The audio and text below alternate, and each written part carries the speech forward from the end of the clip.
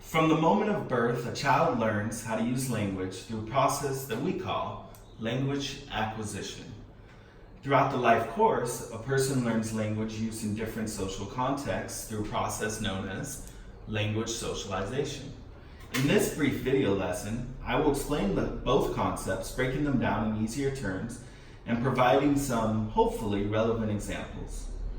So, where do we begin? Language seems to be a very complicated subject matter for most, but it doesn't have to be.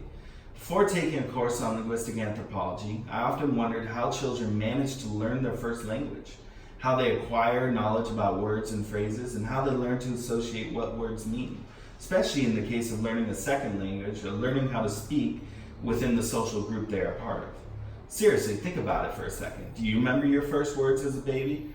Or if you speak another language, do you remember how you learned that language? That's okay if you don't exactly remember, but let me give you some examples to help you figure it out. So, language acquisition and language socialization are important when thinking about how language is learned throughout the lifespan.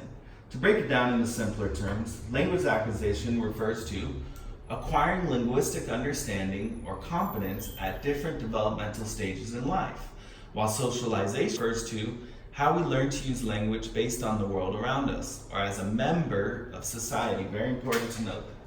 So, here's a few examples to show these concepts in action. For this first example, I want you to think about learning proper English grammar in school, specifically K through 12.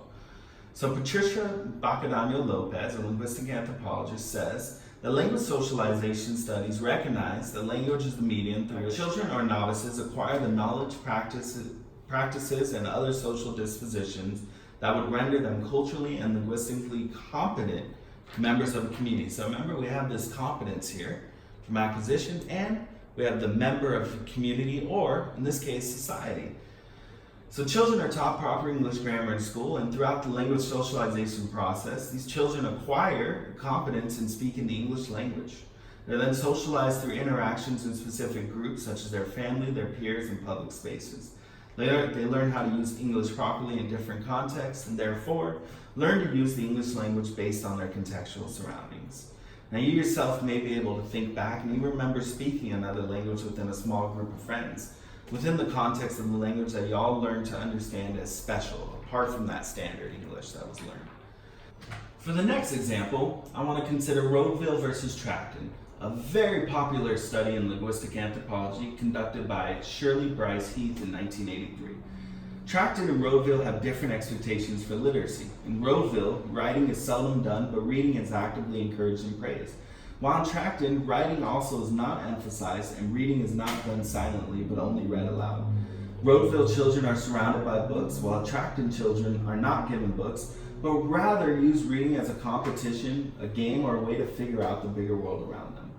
So Rodeville residents see this written word as an authority, while Tracton residents see the written language as something to be negotiated. So in these contexts, children learn in two different ways. All right, for this last example, I want to consider law school and medical school. So another example is thinking about lawyers in law school. Linguistic anthropologist Elizabeth Mertz argues that law schools teach students to think like lawyers by socializing them into new ways of relating to written texts and new ways of using argumentative speech. So, through argumentative debate and seminar-style discussions, law students learn to effectively think and speak like lawyers. Another case that you can consider is medical school. Doctors are socialized to speak the quote-unquote talk required of the medical profession. They must learn and comprehend medical terminology, understand how to speak to patients in a sensitive manner, and know how to present themselves as a professional in the medical field.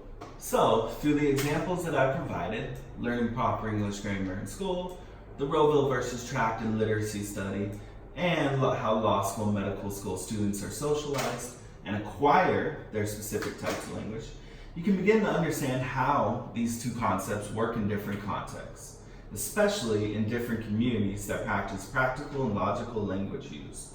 This is the process of both language acquisition and language socialization in action.